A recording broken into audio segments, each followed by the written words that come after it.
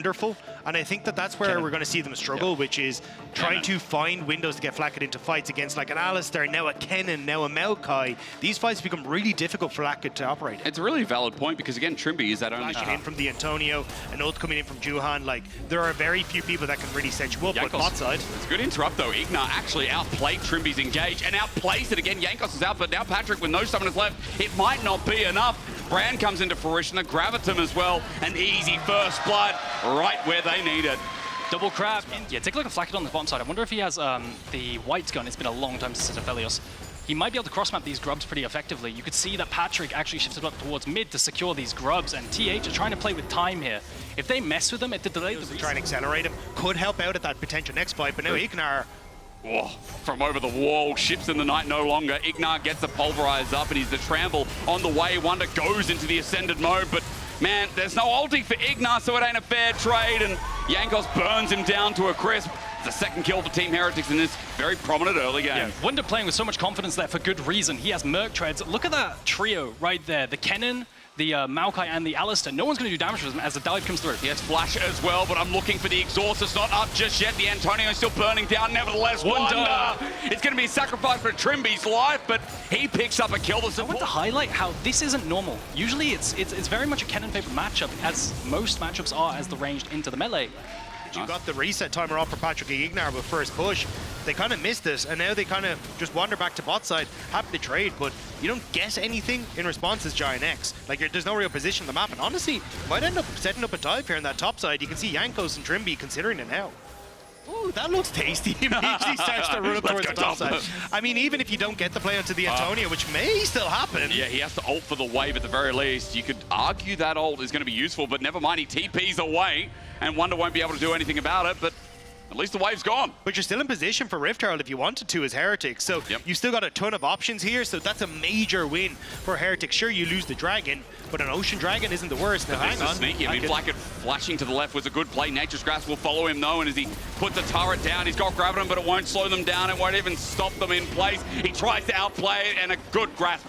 To stay alive, thinking that he's potentially going to get cross-map and dove on, and having to TP out, it's been absolutely miserable. Wonder putting on Clinic here, down in the bot side dive though. Yeah, Flacket with those chakrams trying to make it work, but at the very least, they get the bot lane tower with Jackies. The first turret trade. Say about the Antonio, but once again, reality strikes when we see that his lane, no matter what champion he's playing, has been a struggle. Now, Team Heretics top side. You don't really get a tower. Oh, well, you get tower mid tower, I suppose. Is kind of their backup answer, but at least the position being able to control top tier 2 is nice, but I sacrifice mid tower, which is a really big sacrifice in and of itself.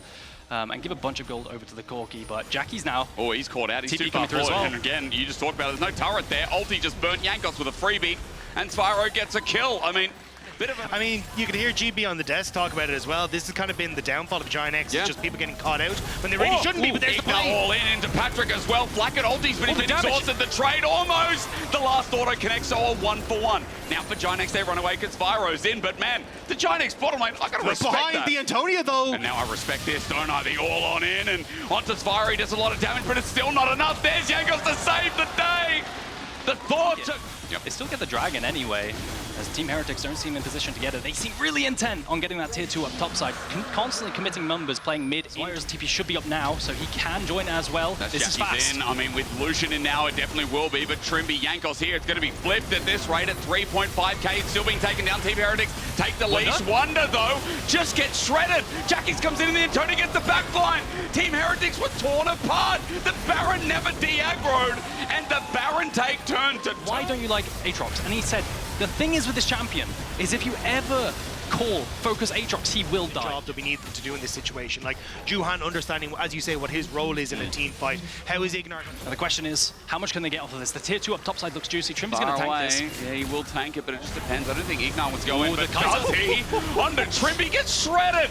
Double 80 carries do one thing well, and that is burn down tanks as Antonio just solo kills Spyro. Ignar's going to be the trade-off though, and Wonder gets a reset, so he starts flapping his wings as Team Heretics are now. You can end the game. They've gotten good vision now. This has forced the Antonio to group, and if you can go front to back, it's easier for Heretics. They know he's there. Nature's Grasp is there as well onto the Dragon. It is eventually taken by GiantX, but over the wall they try and zone off the Antonio's brand. All flies through, but Wonder jumps in early again. And the Antonio shocks him in awe. Now the the front to back changes hands as the Antonio gets poked on out, and yes, Flacket has damage, and so does Vyro as he pokes through and finds something. Even with 2 members left alive, the health bars of GiantX a big threat as Team Heretics try to come back to this top turret. You see though on the bottom side, Jackie's is going to try and trade it, so Heretics committed a lot of members towards that top side, and I believe Jackie should be able to get that on the bot lane. So you end up in a position where, at least the moment, you are still trading, which isn't the worst. Doing it, right? And you can see Ignite here playing point guard. Jackie's is holding off. I mean, another point guard is here. It does indeed. Trimby's taken so much damage at the start. That Leona's now one shot. Shield comes through. Jankos gets a flash out, but with the Nature's Grasp, I mean, Baron is just gone. Great zone control. And Trimby can't even think about an engage. In the next team fight. Otherwise, it's going to be really hard to play with the low health bars. If you see Antonio on top side, you can't pull the trigger, and Trimby does. I mean, he does indeed. He's just going to get burnt down, though. What were they expecting? Team Heretics maybe getting desperate as the TP comes out in the meantime. The Antonio might just get a free one as he rolls in, and a 3-man knockup sets it up. And that's just that, isn't it? Team Heretics now against the wall, and GiantX, this culmination of a year, is looking red hot to move forward. And I understand the idea from Trimby. It's the Antonio's pushing top. They don't have any wards in behind us. Maybe this is the moment, but he flashes and ends up Xenoblading so far forward. Yeah. No one is in position to follow, and immediately he gets his legs cut out from underneath him. And the rest of Heretics soon follow. Now GiantX are going to run down mid, get that top tower as well, and this feels like a GiantX taking game 1. Yeah, tier 2's up top side, tier 2 mid as well. Now all is left. It's been a little bit more downhill, getting caught out in random positions through the game. A lot of people at home will really understand. I think it's also, I mean, the pressure of this could be it. Like, you need to make it happen, and Jackie is making it happen. Active for game 1, it is, isn't it? The Antonio again, shocking Fyro. I think he has a personal vendetta against that guy's Wonder. Tanks and drains, but then can't drain any more tanks. At the end, GiantX have 1 member left standing in their way. A base to crack and a game to clean up now. And it's all going down the drain for Heretics. They can't keep control of this Flacket. Needs to be a 1-man army, but everyone has abandoned him, and GiantX are just going to crush through. Ulti comes through, Flacket, a shield is there. Aragon, it doesn't matter. It doesn't. I know. You're just going to tell me that it's over, aren't you? Because GiantX, as they crush through game number 1, they're going to date with Destiny, move to match point to try and make summer finals a reality. And what I was going to say was, I mean,